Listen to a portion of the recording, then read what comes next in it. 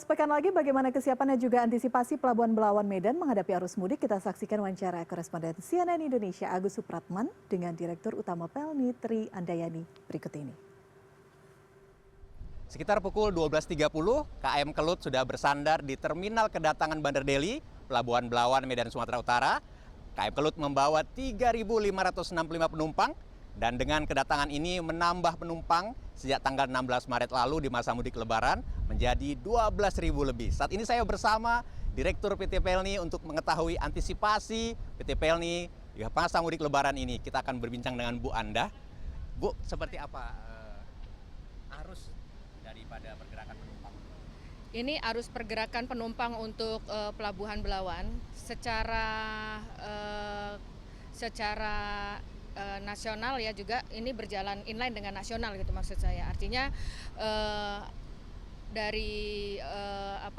untuk penumpang saat ini itu sudah berkisar kurang lebih 50% dari prediksi yang kita buat untuk angkutan Lebaran 2025 ini. Secara nasional prediksi kita berada di angka 644.000 penumpang.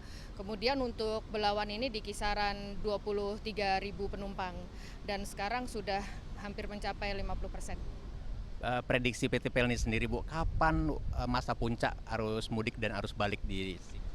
Kalau secara ini juga berjalan dengan inline, kita melihat tren di Belawan ini puncak arus mudiknya ada di tanggal 26, kemudian di tanggal 29, sedangkan untuk puncak arus baliknya itu di tanggal 7 April nanti. Kesiapan dan antisipasi PT Pelni untuk memberi kenyamanan bagi para penumpang sendiri seperti apa? Memang ini untuk angkutan Lebaran tahun ini kita memprediksi terjadi kenaikan di kisaran 4%. Kemudian kesiapan-kesiapan yang sudah kami lakukan tentu sudah jauh-jauh hari ya. Terkait dengan kesiapan armada tentu saja yang utama, itu kami juga dari 55 armada kapal yang kami operasionalkan di angkutan Lebaran saat ini, keseluruhannya sudah melakukan docking, kemudian juga sudah dilakukan ramcek oleh Kementerian Perhubungan, sehingga seluruh armada kami dinyatakan laik laut. Yang lain lagi kami persiapkan juga kita menambah titik-titik pelabuhan permakanan dari secara reguler 8 titik menjadi 13 titik. Kemudian kami juga berkoordinasi dengan BPH Migas dan Pertamina Patraniaga untuk suplai bahan bakar di 8 pelabuhan. Untuk angkutan Lebaran kali ini kami memerlukan 22.000 kiloliter bahan bakar. Di samping itu juga untuk air tawar kami berkoordinasi dengan pengelola pelabuhan seperti teman-teman Pelindo dengan teman-teman KSOP dan KUPP, sehingga kami harapkan pada saat kapal bersandar, baik itu pengisian BBM, kemudian pengisian air tawar, kemudian menaikkan suplai permakanan itu tidak membuat keterlambatan sehingga sampai di pelabuhan tujuan itu bisa tepat waktu.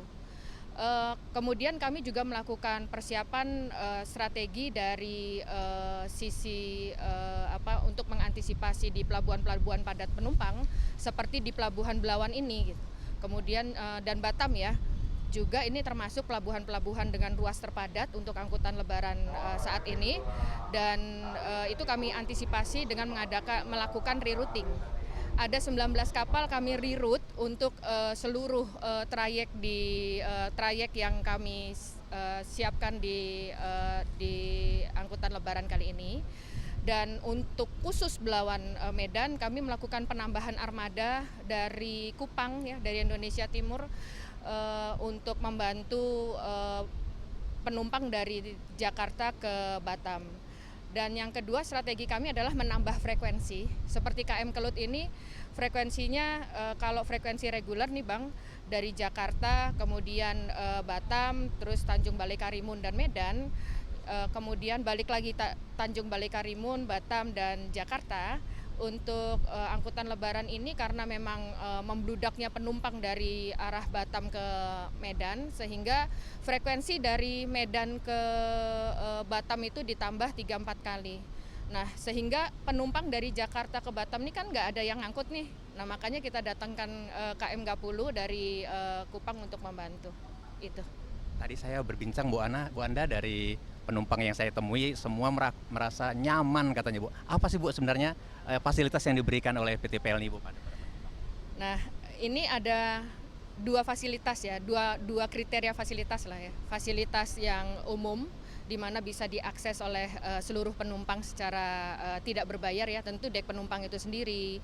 Kemudian ada musola untuk tempat ibadah yang kalau KM Kelut ini bisa musolanya itu bisa memuat 150 orang ya. Kemudian juga ada fasilitas poliklinik, ada fasilitas playground anak juga ya. Kemudian kami juga punya fasilitas untuk disabilitas dan orang tua ya. Dan kalau fasilitas berbayarnya juga ada tenan-tenan restoran yang walaupun kita sudah memberikan makanan 3 kali sehari, namun kalau mungkin para penumpang ingin jajan atau apa gitu ya, ada tenan-tenan restoran juga, kemudian ada minimarket, kemudian ada mini teater yang berbayar tapi ekonomis, harganya terjangkau. Nah, untuk apa sih bedanya dibanding angkutan lebaran tahun lalu gitu ya?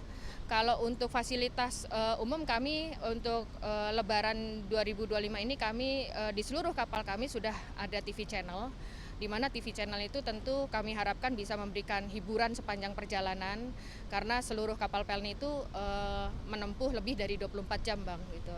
Jadi TV channel itu ada siaran olahraga, kemudian siaran untuk anak-anak gitu, terus drama keluarga dan sebagainya. Kemudian lain hal lagi yang baru adalah yang fasilitas komersial itu wifi berbayar, tapi dengan paket-paket yang sangat ekonomis. Saya paket 20.000, 30.000 gitu ya, dan 50.000. Saya pikir itu kita terus mengupayakan kenyamanan bagi para penumpang. Di lain hal dari sisi aspek keselamatan juga untuk angkutan lebaran kali ini, kalau yang tahun lalu masih terpasang di 9 kapal, itu salah satu alat keselamatan Marine Evacuation System yang mana itu untuk lebaran kali ini sudah terpasang di seluruh armada kami. Ini kan sangat ramai Bu, ada 12.000 dan sekali datang 3.565. Apa himbauan Bu kepada para penumpang yang di kapal maupun yang akan turun? Nah ini karena Pelni itu adalah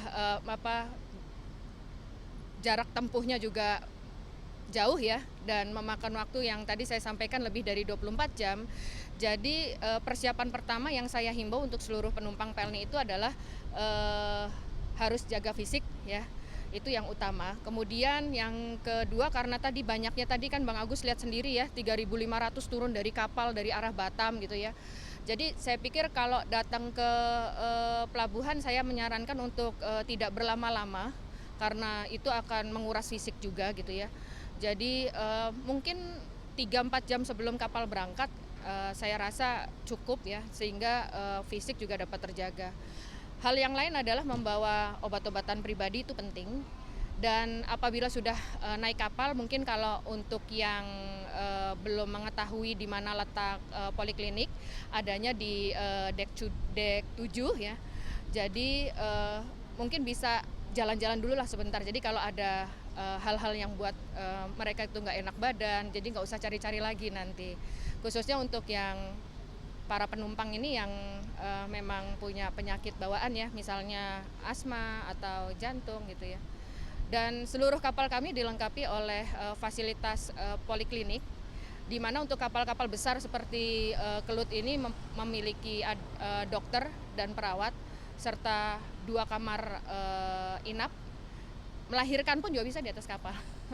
Jadi tapi saya sarankan nanti kalau sudah naik langsung di mana sih poliklinik nih gitu. Jadi kalau ada terasa apa yang kurang enak itu nggak usah cari-cari lagi, langsung temui dokternya, dirawat di ruang inap. Kalau memang harus diperlukan perawatan sebentar gitu ya untuk recovery lagi, sehingga nanti sampai di tujuan itu bisa langsung berkumpul dengan keluarga dalam keadaan sehat walafiat. Baik Bu, terima kasih. Semoga penumpang semua terlayani dengan baik dan PT Pelni semakin sukses Bu. Terima kasih.